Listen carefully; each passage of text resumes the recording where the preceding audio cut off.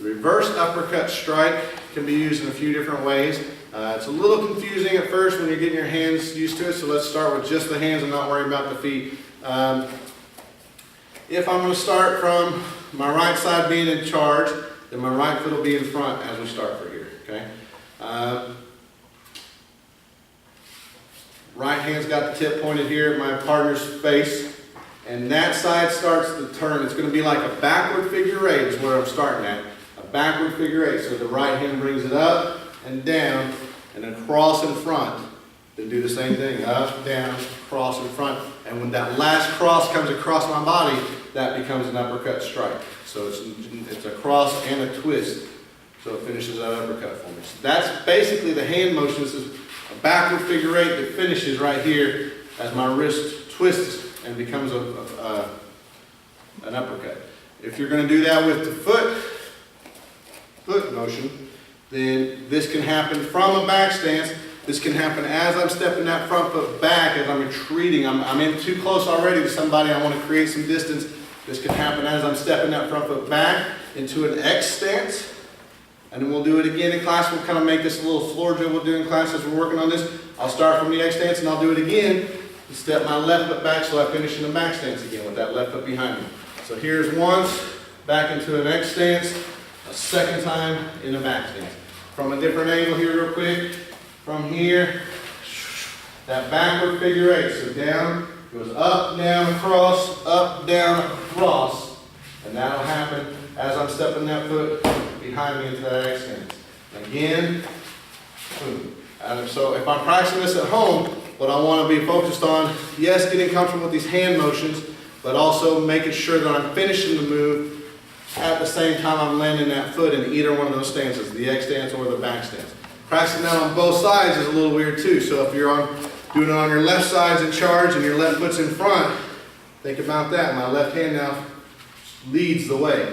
Up, down, across, up, down, uppercut. Right? So same thing, do those motions, step that front foot back as you're finishing that uppercut. So now I'm in my X stance. Do it again. Here, same motions. And you step back, now I'm in the back stance again. So it can be something where I'm moving back. You could do this moving forward. It's just a little bit different. I prefer to use this as something if I'm in too close and I'm going backwards. So with a partner here real quick, I'll show you something. If he's already in a front stance, he's doing that overhead strike, maybe I use a move here as a block, and I'm in kind of close now. I can hit him still with some stuff, but he's being really aggressive and moving toward me, so I want to scoot back as I'm doing this. The first part of this, that lower figure eight part, that backward eight, that first part could be a knee strike, a leg strike. So let's say just for fun, that he just keeps stepping at me together and out, doing a lot of overhead strikes over and over and over. So as he's doing that, as he's stepping together, I'm going to make my knee strike there as I'm doing my figure eight, my backward eight, then he steps forward again. I can do this here, I'm in my X stance. I can make this a block. I can make it a strike to either one of his hands or here, to the head. That's what a good reverse figure eight is. And then if we were doing that again in class and we're just doing it as partner drill, I'll start from that X stance there. We're still close together. So he's stepping forward, I'm making my knee strike. Boom, and I step back to finish that drill right there. So now I'm back in my back stance. We can do this forward and backwards with each other, kind of chase each other up and down the floor with it. But just know, it's not just that finishing move, that uppercut move that needs to happen or has any importance to it. That figure eight can be something that's a strike down here too.